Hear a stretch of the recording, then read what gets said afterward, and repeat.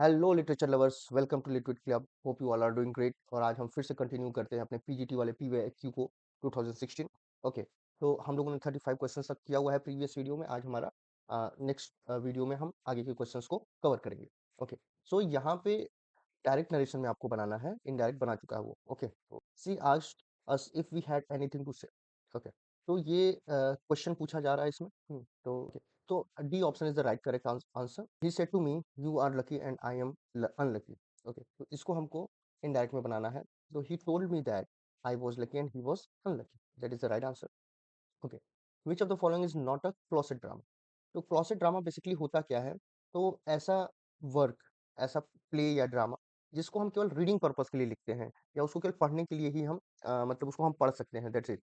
उसको play act करने की जरूरत नहीं है, उसको थिएटर में या पब्लिक प्लेसेस में उसको एक्ट नहीं किया जाता है। उसको केवल सिंपली हम क्या करते हैं, उसको हम पढ़ने के लिए। तो प्रोमेथियस अनबाउंड, पीवी सेली ने लिखा हुआ है इसको। हम्म, और ये कब लिखा है? ये एक लिरिकल ड्रामा है, 1820 में इन्होंने लिखा हुआ है। ये एक क्लोसेट ड्रामा है। ओके, ये एक क्लोसेट ड्रामा है। ऑल फॉर लव, ये क्या है? ये एक ड्राइडन का प्ले है। एंटोनियो क्लियोपात्रा की जो स्टोरी है ना, उन्होंने एंटोनियो क्लियोपात्रा की स्टोरी शेक्सपियर ने भी लिखी है। वो यही स्टोरी है, उसमें ट्रेजिक एंड है जो कि ब्लैंक वर्स में लिखा हुआ है 1677 में। ये प्ले जो है लिखा गया था वो एक्ट करने के लिए, थिएटर में चलाने के लिए लिखा हुआ है। तो ये क्लोसेट ड्रामा नहीं है, यही ऑप्शन सही है। नाउ द डायनेस्ट, ये टॉमस हार्डी का लिखा हुआ प्ले है। बेसिकली टॉमस हार्डी हम जाने जाते हैं किसके लिए? तो अपने नॉवेल्स के लिए जाने जाते हैं, लेकिन ये उनका एक प्ले भी है, एक एपिक ड्रामा है। ओके, एपिक ड्रामा है। तो ये जानते रहेंगे आप कि उन्होंने भी ड्रामा लिखा हुआ है। और ये कभी-कभी क्वेश्चन आ जाता है, काफ़ी ट्रिकी हो जाएगा कि हम तो इनका तो केवल हम टेस्ट ऑफ द अरवल्स जान रहे हैं, मेयर ऑफ द कैस्टरविच जान रहे हैं, रिटर्न ऑफ द नेटिव जान रहे हैं, बट इनका क्या है कि इन्होंने ड्रामा भी लिखा। और सैमसन एग्निस्ट, ये 1671 में जॉन मिल्टन ने लिखा है। हुँ, जॉन मिल्टन का कह सकते हो आखिरी वर्क है ये। हुँ, और ये एक ट्रेजिक पोएम जैसा कुछ है, जिसमें उनकी लाइफ से काफ़ी ज़्यादा मिलता-जुलता है ये। तो इसका आंसर ऑल फॉर लव हो जाएगा। Now among the following which consist of lines of iambic pentameter without rhyme. Okay, तो किसमें आयम्बिक पेंटामीटर है लेकिन उसमें राइम नहीं है? ओके, नाउ हमने मीटर और राइम वाले जो टॉपिक है उस पे हम लोगों ने डिस्कस किया हुआ है। अलग-अलग तरीके के राइम के फॉर्म्स होते हैं, मीटर्स होते हैं, लाइन्स होती हैं। नाउ टेरेजा रीमा में क्या होता है कि टेरेजा रीमा में 3 लाइन की स्टेंजास होती है। हाँ, 3 लाइन स्टेंजास होती हैं, और ये आयम्बिक पेंटामीटर में होती हैं। ओके, इंटरलॉकिंग स्टेंजास होते हैं। लाइक पहले में ए बी ए हो जाएगा, दूसरे में बी सी बी हो जाएगा। ओके, तो ये इंटरलॉकिंग स्टेंजा चल रहा होता है। अब हीरोइक कपलेट का देख लो। हीरोइक कपलेट कपलेट से ही समझ लो कि 2 लाइन्स है, और वो भी आयम्बिक पेंटामीटर में ही लिखी होती है। और ब्लैंक वर्स, ये जो ब्लैंक वर्स है ये क्या है? और ये देखो राइमिंग की बात है कि विदाउट राइमिंग है ना, तो ये भी राइम कर रहा है, इसमें एक पैटर्न है, राइम पैटर्न। इसमें भी ए होता है, ए होता है, बी होता है, तो कपलेट भी अपने आप में राइम कर रहे होते हैं। अब ब्लैंक वर्स में आयम्बिक पेंटामीटर तो होता है। ओके, उसमें 10 सिलेबल्स होते हैं, लेकिन वो राइम नहीं कर रहा होता है। तो जितने भी प्ले शेक्सपियर के आप देखते हो, क्रिस्टोफर मार्लो के देखते हो, या आगे के भी जो प्ले राइटर्स हैं, वो ब्लैंक वर्स में लिखते हैं। ओके, ब्लैंक वर्स में क्या है कि राइम नहीं रहेगा, लेकिन लाइन की लंबाई जो है, जितना उसमें सिलेबल्स हैं, वो 10 ही रहने वाले हैं। लाइक आयम्बिक पेंटामीटर का हम लोगों ने बात किया है। Okay, unstressed, stressed. ओके, और उसमें कितने सिलेबल्स रहेंगे? 10 सिलेबल्स रहते हैं। मीटर 5 रहेंगे। ओके, अब फ्री वर्स क्या है? ना इसमें ना मीटर होता है, ना राइम होता है, कुछ नहीं होता है ये। लेकिन हमसे पूछ के आ रहा है कि ऐसा लाइन बताओ जिसमें मीटर तो है लेकिन राइम नहीं है, तो वो ब्लैंक वर्स है। ओके, तो ये आंसर आपका सही हो जाएगा। नेक्स्ट है, there are some statement in reference to John Keats and his life. Find out the correct option given below. कुछ जॉन कीट्स से रिलेटेड लाइफ के बारे में है, उनके वर्क्स के बारे में होगा। नाउ कीट्स का है सबसे पहला कि John Keats is a romantic in his relish of sensation and his feelings, his middle ages and Hellenism। ठीक है, जो उनकी जो कह लो कि रोमांटिक आइडियाज हैं, वो कहीं ना कहीं मिडिल एजेस, ग्रीक या हेलेनिज्म वही है, ग्रीक माइथोलॉजीज और ग्रीक में जो ट्रॉय वगैरह ये सब चीजें हो रही थी, यूलिसेस वगैरह, उससे रिलेटेड है। तो ये बात सही है कहीं ना कहीं। नाउ सेकंड है कि he has been associated with कॉनकी स्कूल ऑफ पोएट्री। ओके, ये बात भी सही है, उसमें कीट्स रहते हैं। और लीग हंट का नाम आता है उसमें। ये लोग क्या है, तो इन लोग की वजह से एक ये ब्लैकवुड मैगजीन रहती है ना, ब्लैक ब्लैकवुड मैगजीन है। ये मैगजीन जो है बेटा, कि ये हमेशा इन पोएट्स को क्रिटिसाइज करती है, इनके पोएट्री के लिए, इनके वर्क के लिए, हर एक चीज के लिए। तो वो उनके लिए वो एक टर्म दे देते हैं उन इन पोएट्स के लिए, कौन-की स्कूल ऑफ पोएट्री। तो वो माना जाता है कि वो उससे एसोसिएटेड थे और इसी वजह से उनकी डेथ भी होती है क्योंकि इनकी पोएट्रीज़ को बहुत ज़्यादा ब्लैकवुड मैगज़ीन जो है कि क्रिटिसाइज़ करते हैं उसमें जो लोग हैं। नाउ थर्ड है कि in a powerful lyric La Belle Dame sans Merci, he develops a tribal theme. नहीं, ट्राइबल थीम की बात ही नहीं है उसमें। उसमें सुपरनैचुरल एलिमेंट्स हैं। सुपरनैचुरल एलिमेंट्स आपको देखने को मिल जाएँगे। और उसमें देखने को मिल जाएगा आपको मेलैंकोली थीम जो है उसकी मेलैंकोली है, काफ़ी सैड है टोन उसकी। हुँ, फिर अनरिक्विटेड लव की भी बात है उसमें, मतलब ऐसा लव जो कि कभी फुलफिल नहीं हो पाता है। बेसिकली ये सब आपको सोनेट वगैरह में देखने को मिलता है। तो ये अनरिक्विटेड लव है। तो ये ऑप्शन सही नहीं है। नाउ थर्ड है सॉरी फोर्थ ऑप्शन है कि ode to autumn is written by Keats. Ode to autumn is written by not written by Keats, okay. तो नॉट रिटन बाय किड्स वही मैं कन्फ्यूज़ होऊँगा कि रिटन बाय किड्स तो Keats ने ही लिखा है इसको 1819 में। ओके, बेसिकली इनके सभी ओड्स 1819 में ही आते हैं। तो ओ टू ऑटम किड्स का ही लिखा हुआ है। ओके, तो ये ऑप्शन भी गलत है। तो option A and B is the right. Next question है Thyrsis was written by Arnold to commemorate his friend author Hugh Clough who died in 1861 at the age of. Now Thyrsis क्या है? एक elegy है। Okay, और elegy क्या होता है? किसी फ्रेंड नियर और डियर समवन के लिए लिखा जाता है। तो ये बेसिकली 1861 में इनकी डेथ होती है और 1860 में ये वर्क पब्लिश करते हैं थायरेसिस आर्नोल्ड। और एक पेस्टोरल थीम के ऊपर बेस्ड है। पेस्टोरल थीम, पेस्टोरल एलिजी होता है जिसमें एक शेफर्ड होता है जैसे कि एडोनिस है।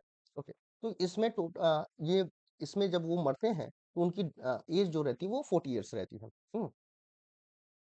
He his story requires Romans and kings, but he thinks only on man. Okay, who remarked it for Shakespeare? Okay, now Shakespeare जब लिखते हैं तो उनकी स्टोरी में आपको किंग्स दिख जाएंगे, उनमें रोमन्स दिख जाएंगे, एंटोनियो क्लियोपात्रा देख लो, जूलियस सीजर देख लो, तो उसमें रोमन्स किंग्स और क्वींस ये सब की बातें हैं।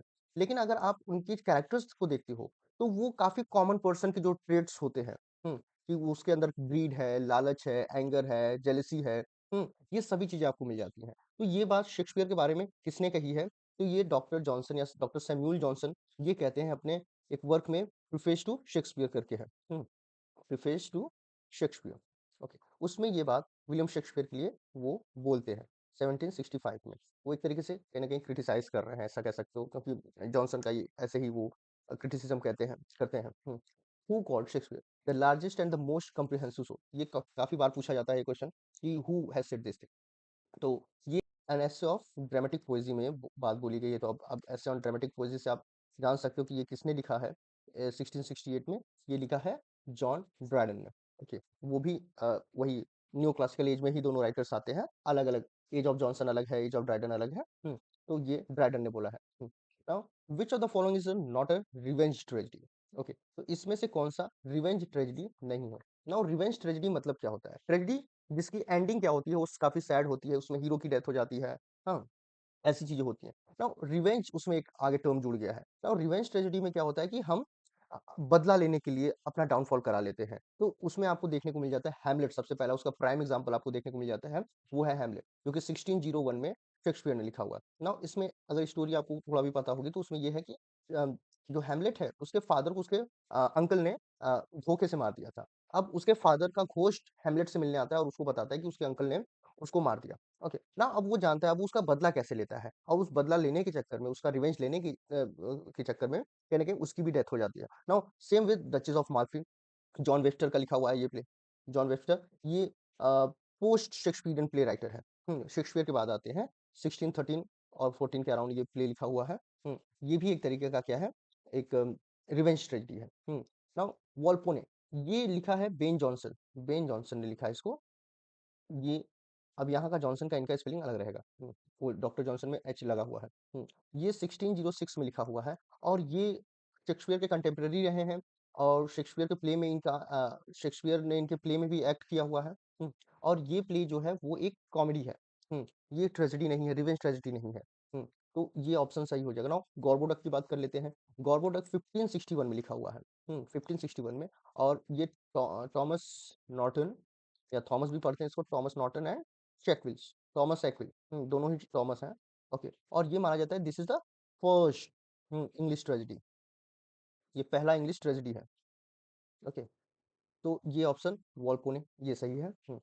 विच of the following term is applied to a dramatic representation of a serious and important action? Okay, तो ये अगर आपने एरिस्टोटल के पोएटिक्स को पढ़ा होगा, तो उसमें बताया जाता है कि ट्रेजेडी क्या होता है। तो एक ड्रामेटिक रिप्रेजेंटेशन होता है किसी चीज़ का सीरियस एंड इम्पोर्टेंट एक्शन। कोई एक सीरियस और ग्रीव एक्शन होता है, उसको काफ़ी ग्रीव स्टाइल, एलिवेटेड स्टाइल में हम जब प्रेज़ेंट करते हैं, उसी को हम ट्रेजेडी कहते हैं। हैविंग सर्टेन मैग्नीट्यूड ऐसा करके वो बोलते हैं, व्हिच अराउज़ पिटी एंड फियर। तो ये इसका ट्रेजेडी हो जाएगा। कॉमेडी में ऐसा कोई सीरियसनेस की बात नहीं होती।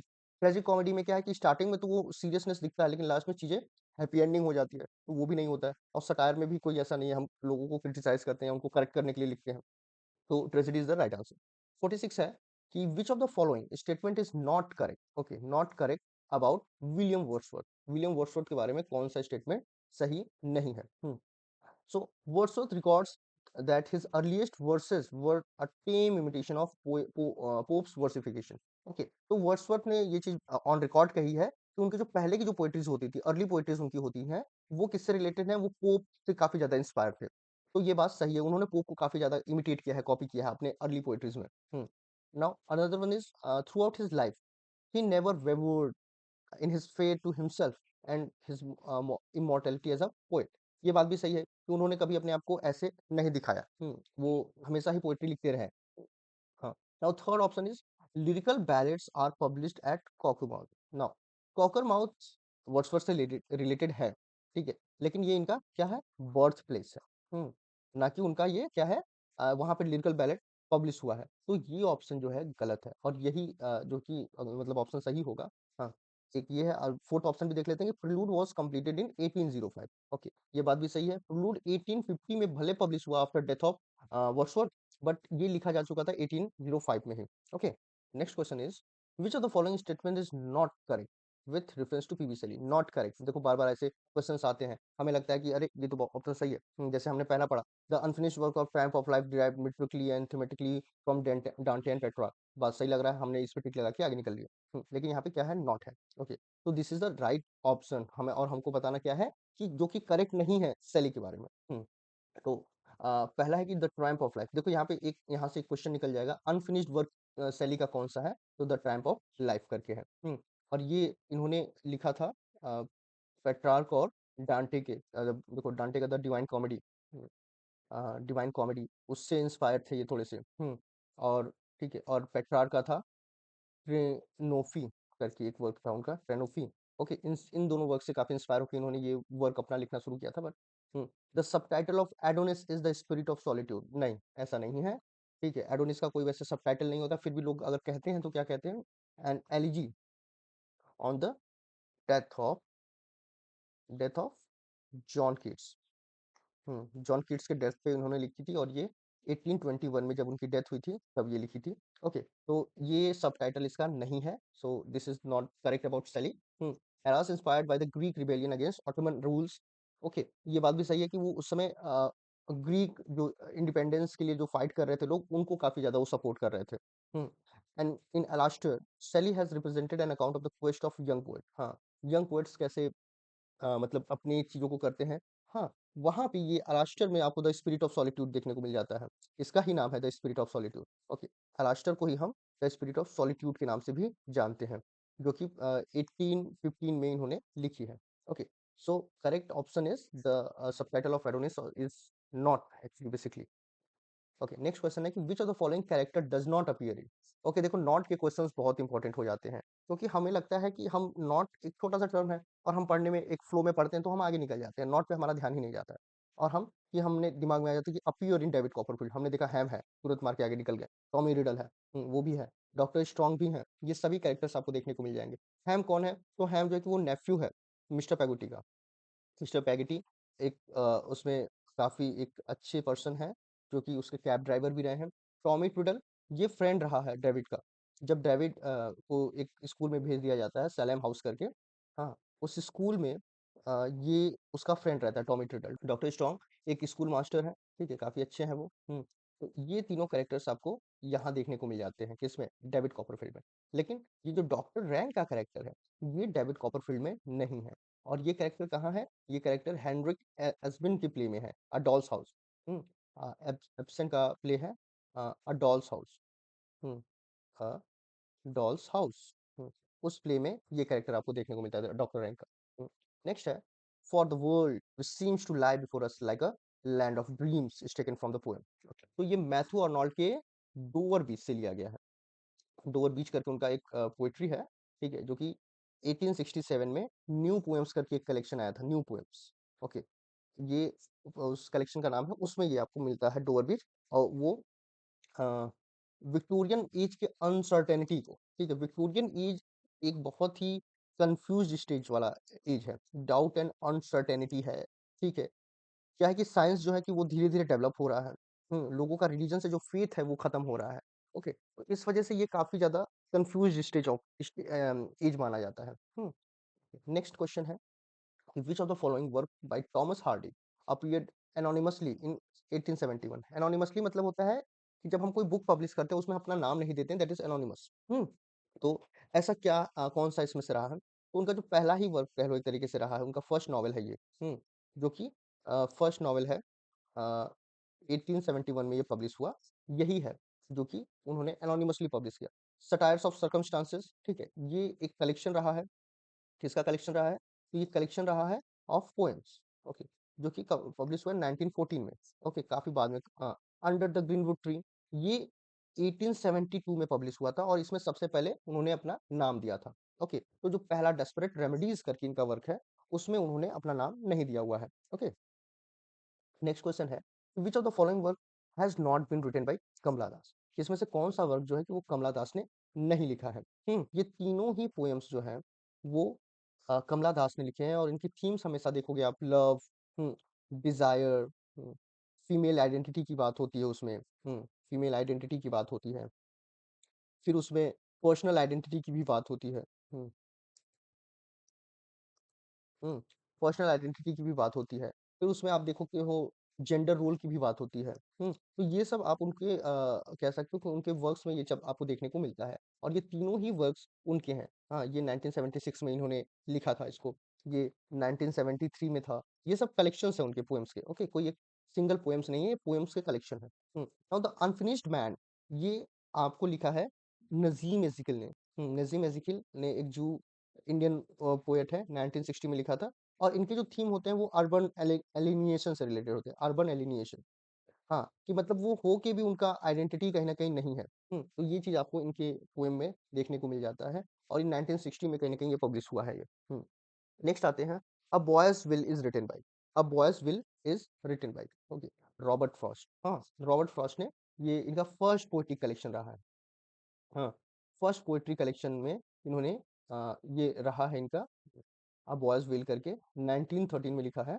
और ये जो है इन्होंने किसको डेडिकेट किया है? तो अपनी वाइफ को डेडिकेट किया है। Which of the following work is written by Ernest Hemingway? ठीक है, कि इसमें से अर्नेस्ट हेमिंगवे का कौन सा वर्क है? तो अ फेबल जो है ये 1954 में लिखा गया by William Faulkner. William Faulkner आपके सिलेबस में भी है, ओके। तो विलियम फॉकनर ने अक्रॉस द ब्लैक वाटर, ये मुल्क राज आनंद का प्ले है, वर्क है, sorry, not play, it is a work of Mulkraj Anand, which is written in 1940. Okay. Fiesta. Fiesta is also known as The Sun Also Rise. The Sun Also Rise. Okay. Also Rises. Okay. ये लिखा है 1926 में। और यही work जो है उनका है, हेमिंगवे का है। Okay, the sun also rises 1926 में लिखा है। नेक्स्ट है, the meaning to give a wide berth is, okay, to give a wide berth, ठीक है। तो जब हम किसी को अवॉइड करते हैं या किसी चीज को या किसी पर्सन को उससे डिस्टेंस बनाने लगते हैं तो उसी को होता है कि to give a wide berth, उसको काफी चौड़ा जगह दे दो भाई, तुम उधर ही रहो, ऐसा। तो ये इसका मतलब है to keep one at a distance, थोड़ी दूरी पे रखना किसी को। नाउ यहाँ पे एक सेंटेंस दिया हुआ है, बेसिकली हमें उसमें से एक फिगर ऑफ स्पीच ढूंढना है। तो I see you coming out of a light blue car tomorrow. हाँ, अ लाइट ब्लू कार से मैंने देखा तुमको आते हुए। तो ये एक लाइटोटीज में क्या होता है कि हम अंडर स्टेटमेंट की बात करते हैं, ठीक है, किसी चीज, किसी अच्छी चीज को भी हम थोड़ा सा चलो नीचा करके दिखाते हैं, निगेशन के, यूजिंग निगेशन, ठीक है, किसी अच्छे से टर्म को हम निगेट करके दिखाते हैं, like he is a good singer, तो हम क्या कहेंगे, he is not a bad singer. हाँ, like he is not a bad singer. अब यहाँ पे हमने क्या किया, हम बोलना चाह रहे हैं कि ही is a good singer, he is a good singer, लेकिन हम वो ये ना बोल के हम क्या कह रहे हैं कि हम कह रहे हैं ही is not a bad singer. तो ये अगर ये ऐसे हम यूज करें तो इसी को हम लाइटोटीज कहते हैं, अंडर स्टेटमेंट है। तो यहाँ पे क्या ऐसा कोई स्टेटमेंट आपको देखने को मिल रहा है या इसमें कि I see you coming out of a light blue car tomorrow, ठीक है, तो ऐसा तो कुछ नहीं देखने को मिला ना। दूसरा है फन। फन में हम लोगों ने ये फिगर ऑफ स्पीच किया हुआ है ना। फन में मल्टीपल मीनिंग होता है। एक ही वर्ड के मल्टीपल मीनिंग होते हैं, या तो सिमिलर साउंड करने वाले वर्ड्स आपको देखने को मिल जाते हैं उसमें, लेकिन मीनिंग उनका डिफरेंट रहता है। मतलब एक ही वर्ड रहेगा लेकिन उसका मीनिंग अलग अलग रहेगा। हाँ, तो सिमिलर साउंडिंग करेंगे लेकिन वर्ड्स रहते हैं, लेकिन उनके मीनिंग मल्टीपल रहते हैं। तो यहाँ पे भी ऐसा कोई सिमिलर साउंड करने वाला तो वर्ड नहीं है, तो ये भी नहीं होगा। तीसरा है pathetic fallacy. Now pathetic fallacy को हम लोगों ने बात किया था कि ये कहीं न कहीं पर्सोनिफिकेशन जैसा ही होता है। तो क्या इसमें ऐसा कोई वर्ड लग रहा है या कोई ऐसा सिचुएशन लग रहा है जो कि पर्सोनिफाई कर रहा है किसी चीज़ को? नहीं, बिल्कुल नहीं।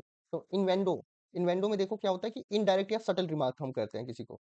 हम इनडायरेक्ट या सटल रिमार्क करते हैं, मतलब ऐसा कि आप उसको डायरेक्टली ना समझ पाओ। अब यहाँ पे देखो क्या है कि मैंने तुम्हें देखा कल आते हुए, ऐसे भी बोल सकता था, लेकिन उसने इनडायरेक्ट बोला कि मैंने तुम्हें देखा ब्लू कार से आते हुए। नाउ ब्लू कार जो हो सकता है कि वो उसके रिचनेस को कहीं न कहीं इंडिकेट कर रहा हो या ऐसा कुछ, तो इन्वेंडो है यहाँ। A collection of small coloured flag is called, तो बंटिंग कहते हैं उसको basically. Following lines occur in which of the poem mentioned below. To evil no important crime one more than if life had never been begun. तो ये कहाँ से लिया गया है, ये पोएम की लाइन जो है किस पोएट्री से ली गई है कि to evil no important crime one more than if life had never been begun. तो ये जो है ऑनसेट करके पोएट्री है, और ये लिखा है रॉबर्ट फ्रॉस्ट ने। अगर वंस सेल्फ आइसिंग करके लिखा है, जो वंस सेल्फ आइसिंग, ये विटमैन का है। हाँ, तो ऑनसेट करके जो पोएट्री है ये पब्लिश हुई थी 1923 में। एक कलेक्शन है न्यू हेम्स्फेयर, न्यू हेम्स्फेयर करके एक कलेक्शन है, उसमें ये पोएट्री पब्लिश हुई है ऑनसेट। ओके, उसमें की ये लाइन है। ओके, तो मेंडिंग वॉल भी उन्हीं की पोएट्री है, 1914 में पब्लिश हुई है। और नॉर्थ ऑफ बॉस्टन करके कलेक्शन का नाम है, north of Boston. One self I sing, ये विटमैन की पोएट्री है, वॉल्ट विटमैन। ओके, ये 1867 में, और ये इनके पोएट्री का जो लाइंस ली गई हैं वो है लीव ऑफ ग्रास करके उनकी पोएट्री थी, उससे लिया गया है। डिजाइन जो है वो भी रॉबर्ट फ्रॉस्ट का एक सोनेट है, जो कि 1936 में उन्होंने लिखा था। ऑनसेट रॉबर्ट फ्रॉस्ट की पोएट्री से वो लिया गया है। Which of the following expression does not appear in the introduction of टेनिसंस in memoriam. Now in memoriam अगर आप देख लो तो ये उन्होंने 1850 में अपने फ्रेंड ऑथर हेनरी हॉलम के लिए लिखा हुआ है। ऑथर हेनरी हॉल, जिनकी डेथ हो जाती है, तो बेसिकली ये एक एलिजी है। ओके, और उसमें ये thy roots are wrapped about the bones, ये जो लाइन है, ओके, ये शेक्सपियर के टूम पे आपको देखने को मिल जाती है। तो ये बेसिकली ऐसे समझ लो। हाँ, तो ये तीनों जो है कि ये उसमें से ली गई हैं, बाकी ये जो लाइन है ये शेक्सपियर के टूम पे लिखी हुई है। नाउ सेकंड, नेक्स्ट क्वेश्चन है the meaning of idiom to throw up the sponge is, ठीक है, to throw up the sponge का मतलब क्या होता है? तो बेसिकली ये होता है टू सरेंडर। टू सरेंडर या गिव अप कह सकते हो। तो जब किसी चीज को हम गिव अप कर देते हैं, तो किसी स्ट्रगल को बेसिकली, तो हम उसको कहते हैं सरेंडर करना। तो इसमें से आप देखते हो to oppose, to undo, to go to destruction, ऐसा कोई भी नहीं है। तो ये नन ऑफ द अबव होगा इसका ऑप्शन सही। Next question is the reference to the faithful shepherd appears in which of the following poems. Okay, तो किस पोएम में हम फेथफुल शेफर्ड नाम सुनते हैं? तो ये किसको रिफर किया जाता है वो भी हम उसमें डिस्कस करेंगे। लाइक क्रॉसिंग द बार, ये आपको अल्फ्रेड लॉर्ड टेनिसन का वर्क है। अल्फ्रेड लॉर्ड टेनिसन, ओके, ये टेनिसन का वर्क है। ये 1889 में पब्लिश हुआ था, ये उसमें ये रेफरेंस नहीं मिलता है। डोवर बीच, ये भाई मैथ्यू आर्नोल्ड का है। मैथ्यू आर्नोल्ड 1867 में ये आया था, इसमें भी ये रेफरेंस नहीं मिलता। ये रेफरेंस कहाँ मिलता है? रग्बी चैपल में, भाई मैथ्यू आर्नोल्ड का रग्बी चैपल है। 1857 में पब्लिश हुआ है, और ये इन्होंने अपने फादर के लिए लिखा था, डॉक्टर थॉमस आर्नोल्ड, या टॉमस आर्नोल्ड भी, टॉमस या थॉमस दोनों भी पढ़ते हैं हम लोग। उनके लिए इन्होंने ये लिखा है, वो रेफरेंस आता है। नेक्स्ट क्वेश्चन है कि विच of the following periodicals was started by Walt Whitman. Started by Walt Whitman, कौन सा पीरियोडिकल्स उन्होंने स्टार्ट किया है? तो ये है द लॉन्ड आइसलैंडर। 1838 में उन्होंने ये लिखा हुआ है। द मिरर आउटलुक ये नहीं है। ये 1838 में स्टार्ट हुआ था। I am forced by the five senses to fear the five senses are taken from. तो ये लिया गया है hymn in darkness by A K Ramanujan. A K Ramanujan का ये हिम ऑफ डार्कनेस करके वर्क है, उसमें इन्होंने ये लाइन लिखी हुई है कि I am forced by the five senses to fear the five senses. Okay, now Ulysses जो है वो टेनिसन का वर्क है। टेनिसन ने 1842 में लिखा हुआ है। द विजिटर जो है के एस राजेंद्रन का है, के एस राजेंद्रन। ओके, नाउ कभी कभी कुछ चीजें जान लेनी चाहिए, वो आपको एलिमिनेट करने में हेल्प करता है। लुकिंग द ग्लास, ये जो है ये एंटोन चेखोव का वर्क है। एंटोन चेखोव का भी है, और ऐसे और भी लोगों के भी वर्क्स होते हैं जो कि सिमिलर नाम के हो सकते हैं। नेक्स्ट है the gift of outright is a poem by the gift of outright. ये पोएम जो है वो रॉबर्ट फ्रॉस्ट का है, और ये उनके कलेक्शन है a witness tree. A witness tree करके वर्क है 1942 में आया था, उसमें उन्होंने ये poem the gift of outright करके लिखा हुआ है। नेक्स्ट है कि who is birdly landlord in the barbers trade union. ना बार्बर्स ट्रेड यूनियन जो वर्क है वो मुल्क राज आनंद का है। जिसमें हम देखते हैं कि इसकी स्टोरी में चंदू नाम का एक बार्बर है जो सबके बाल वगैरह काटता है, लेकिन अब उसका मन थोड़ा सा, वो एक बार शहर जाता है और वहां देखता है लोगों को अच्छे अच्छे कपड़े पहना हुआ देखना, तो कोट पैंट वगैरह, तो वो भी ऐसे ही पढ़ के आता है। लेकिन जब यहाँ पे आता है तो गांव वाले उसको अपोज करते हैं। उसमें से जो सबसे इंपॉर्टेंट लैंडलॉर्ड जो पर्सन था वो था विजय चंद, जो कि उसको अपोज करते हैं। नेक्स्ट है कि विच of the following is mismatched in a view of words and meaning. Word और मीनिंग किसका जो है कि सेम नहीं है। गॉल प्रिजन होता है, cessation an act of given giving up. Okay, access to taste, ठीक है। ये हॉट इंथुजियास्टिक ये नहीं होता है, तो ये आंसर सही होगा आपका। Which of the following is an incorrect rule with reference to grammar. Grammar के रेफरेंस में would with the subject on the first person gives the meaning of ought to, ऐसा नहीं है। ये वर्ड जो है विलिंगनेस की बात करता है, विलिंगनेस की बात करता है, डिटर्मिनेशन की बात करता है। लेकिन ये कह रहा है यहाँ पे क्या, ऑट टू की बात कर रहा है, तो ये गलत है, ये नहीं है। बाकी जो ऑप्शंस है वो सही है। नेक्स्ट क्वेश्चन है the prelude consist of. Prelude में कितने बुक्स हैं, तो उसमें 14 बुक्स हैं, और ये किसका लिखा हुआ है, बाय विलियम। एक पीछे भी क्वेश्चन आया था, उसमें था कि ये कब उसमें ये था कि 1805 में वो लिखा गया है, जो कि सही बात थी। लेकिन पब्लिश कब हुई है, 1850 में पब्लिश हुई है। और उसमें 14 बुक्स थे। ऑटोबायोग्राफिकल एपिक है, और ये अपने फ्रेंड एच टी कॉलरिज को डेडिकेट करते हैं। नेक्स्ट है विच character in Dickens keep on hopping the something will turn up, कि कुछ अच्छा होगा।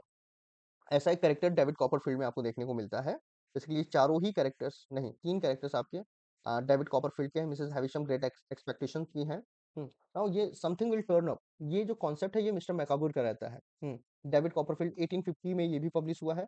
डेविड कॉपरफील्ड, ये इनका सेमी ऑटोबायोग्राफिकल वर्क रहा है, जिसका चार्ल्स डिकेंस का, चार्ल्स डिकेंस का ये सेमी ऑटोबायोग्राफिकल वर्क रहा है, जिसमें ये जो मिस्टर मैकाबर करके पर्सन है वो अ, हमेशा इस एक ऑप्टिमिस्टिक अप्रोच के साथ रहता है कि कुछ तो अच्छा होगा ये। Now which of the following author wrote the essay Naipaul's India and mind. Okay, तो इसमें से किस पर्सन ने ये ऐसे लिखा है नाइपॉल्स इंडिया एंड माइंड। तो ये लिखा है नजीम एजिकल ने लिखा है ये पोइट्री। और इन और ये जो इनका कलेक्शन रहा है कि इन एरिया ऑफ डार्कनेस करके इनका एक वर्क है, 1964 में एक कलेक्शन है। उस कलेक्शन में आपको ये वीएस नाइपॉल्स इंडिया एंड माइंड करके जो है वो नजीम एज़िकिल के उसमें वर्क में आपको देखने को मिलता है। नेक्स्ट क्वेश्चन है which of the following pair is mismatched in series of singular and plural. Okay, singular plural के सीरीज में कौन सा मिसमैच है। नाउ ब्यूरेक्स, मीडियम, मीडिया, ये सभी जो है सिंगुलर है, बट क्राइटेरिया जो है वो प्लूरल है। यहाँ पे देखो ये सभी प्लूरल है बट ये सिंगुलर है, तो ये ऑप्शन गलत है, जो कि यही सही होगा, मतलब दैट मीन्स। अब नेक्स्ट वीडियो में हम इस को कंटिन्यू करते हैं। Thanks for watching, stay tune for next video.